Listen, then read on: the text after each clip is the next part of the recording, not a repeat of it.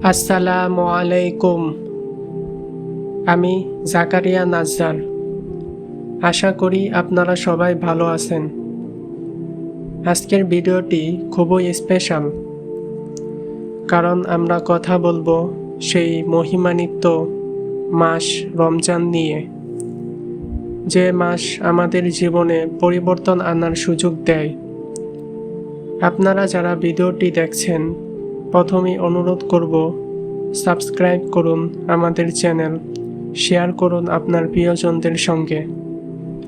রমজানের গুরুত্ব ও ফজিলত।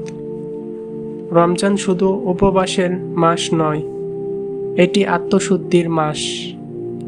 আল্লাহ বলেন, রমজান হলো সেই মাস যাতে মানুষের দিশারি কোরআন অবতীর্ণ হয়েছে। সূরা বাকারা 185।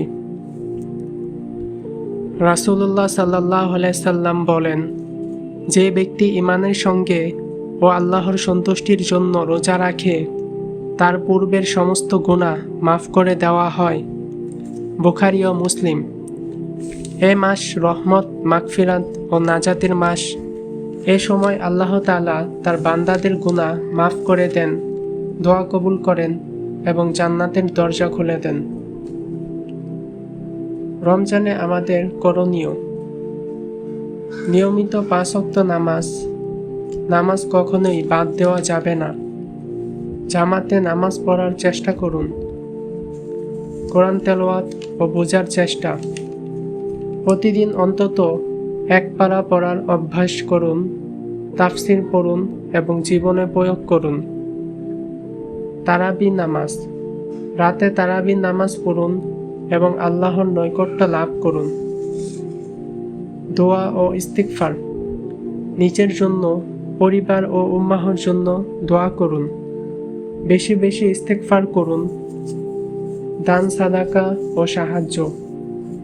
গরিব দুঃখীদের পাশে দাঁড়ান।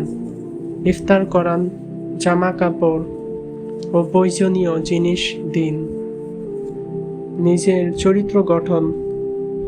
রাগ, অহংকার, গীবত, মিথ্যা এসব থেকে বিরত থাকুন। ধৈর্যশীল ও বিনয়ী হন। ইসলামিক জ্ঞান অর্জন।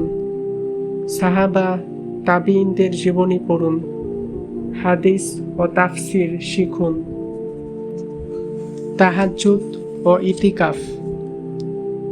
শেষ 10 দিনে ইতিকাফের চেষ্টা করুন এবং তাহাজ্জুদ পড়ুন। রমজান আমাদের জীবনে পরিবর্তন আনার সুযোগ। এই মাসে আমাদের উচিত নিজেদের সংশোধন করা, গুনাহ থেকে ফিরে আসা এবং আল্লাহর পথে ফিরে যাওয়া। আসুন এই সুযোগ হাতছাড়া না করি। আপনারা কিভাবে রমজান কাটানোর পরিকল্পনা করছেন তা কমেন্টে জানাবেন। ভিডিওটি ভালো লাগলে লাইক, শেয়ার ও সাবস্ক্রাইব করতে ভুলবেন না। আল্লাহ আমাদের সবাইকে রমজানের পূর্ণ ফজিলত অর্জনের তৌফিক দিন। আমিন। রমজানুল মুবারক।